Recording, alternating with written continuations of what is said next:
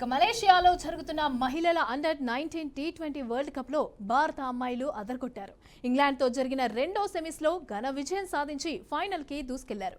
English జట్టు నిర్దేశించిన 114 పరుగుల లక్ష్యాన్ని టీమిండియా కేవలం 1 వికెట్ మాత్రమే కోల్పోయి ఇంకా 30 బంతులు మిగిలి ఉండగానే ఛేదించింది. రైట్గా ఇదే అంశానికి సంబంధించి పూర్తి డీటెయిల్స్ మా అవుట్పుట్ రైటర్ వెంకట్ అందిస్తారు. వెంకట్, మమత అండర్-19 మహిళల ప్రపంచ కప్లో భారత సత్తా చాటింది. భారత క్రీడాకారులు చాలా గొప్ప ప్రదర్శన ఇచ్చారు.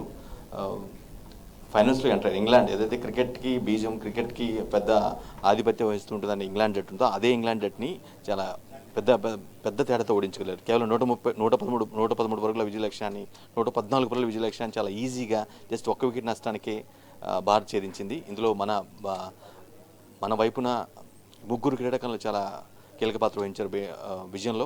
ప్రధానంగా వైష్ణవి శర్మ, అదేవిధంగా పరుణిక సిసోదియా, కమలని, అదేవిధంగా మన తెలుగు అమ్మాయి గొంగిడి త్రిష, వీళ్ళు నలుగురు కూడా చాలా కీలక పాత్ర వహించారు. మనకు తెలిసిందే గొంగిడి త్రిష రీసెంట్గా కూడా ఒక సెంచరీ చేసింది. చాలా తక్కువ అంటే మెయిడెన్ సెంచరీ, ఆమె ఎంట్రీ ఇచ్చినటువంటి మ్యాచ్లోనే అతి తక్కువ బాల్లోనే సెంచరీ చేసి చాలా గొప్ప రికార్డుని సాధించింది. సో రేపు కౌలపూర్ వేదిక దక్షిణాఫ్రికాతో ఫైనల్ మ్యాచ్లో తలపడనున్నారు.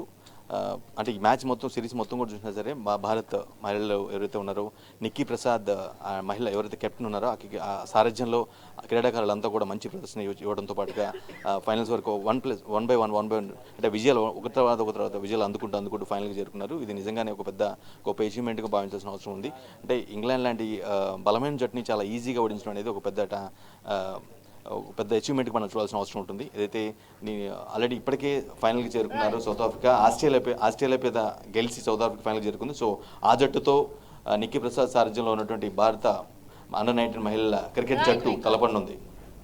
Right, thank you Venkat.